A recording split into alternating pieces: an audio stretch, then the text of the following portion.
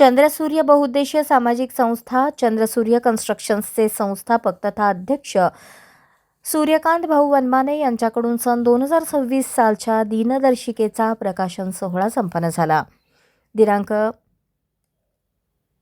2026च्या नूतन वर्षाच्या दिनदर्शिकेचे उद्घाटन शिवसेना उद्धव बाळासाहेब ठाकरे पक्षाचे लोकसभा संघटक शरणराज केंगनाळकर यांच्या हस्ते करण्यात आले। यावेळी विविध मान्यवरांनी मनोगत व्यक्त केले।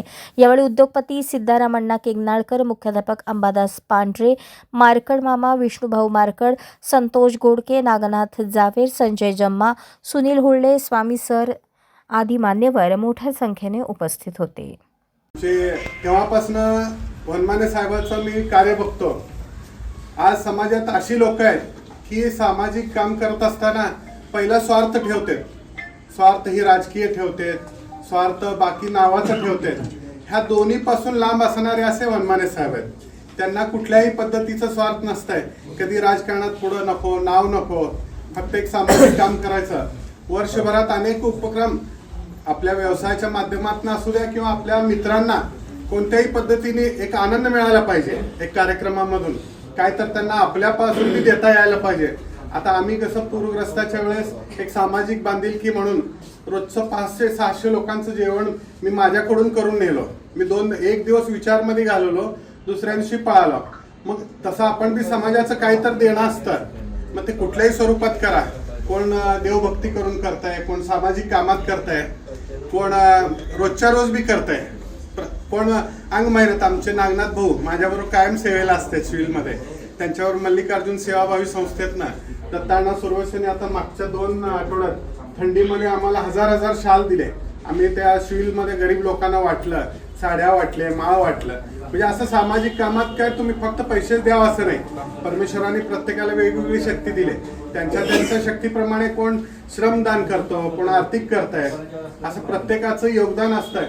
तशाच एक सामाजिक उपक्रमामधून एक मोठ्या विचाराने आमचे सूर्यकांत भाऊ सामाजिक काम करत असतात। ह्याच्यात त्यांचं 1% स्वार्थ नाही।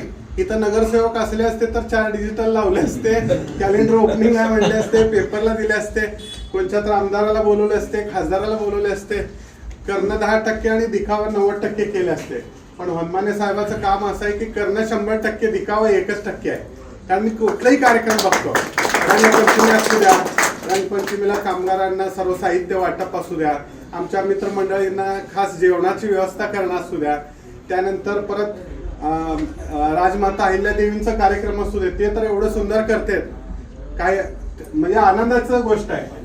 आपण पुतळाही बनवायचं ठरलंय, फक्त पांडेसाहेब आठवण करा, म्हणजे ते पुतळा आपण बनवून घेऊ ना। ह्या वर्षी पुतळा बसावा असं माझं म्हणजे एक पुढचा स्टेप। राजमातांचं एवढं नाव आहे तर आपण फोटोवर न करता पुतळा बसवून घेऊ आणि चांगला आपण बनवून घेऊ, तुम्ही थोडं आठवण करा। मग त्या पद्धतीने सामाजिक कामात कायमच अग्रेसर वनमाने साहेब आहेत। असंच त्यांचं कार्य अजून मोठं हो।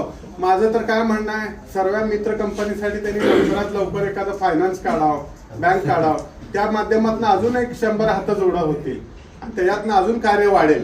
कारण ही सेवा कशी आहे, प्रत्येक जण आज बिझी आहे। आता आम्ही एवढं व्याप असतंय आणि एक दिवस काहीच नसतंय, पण अशाच नवनवीन अपडेटसाठी जनता राज्य न्यूज चॅनलला सबस्क्राईब करा, लाईक करा आणि शेअर करायला विसरू नका।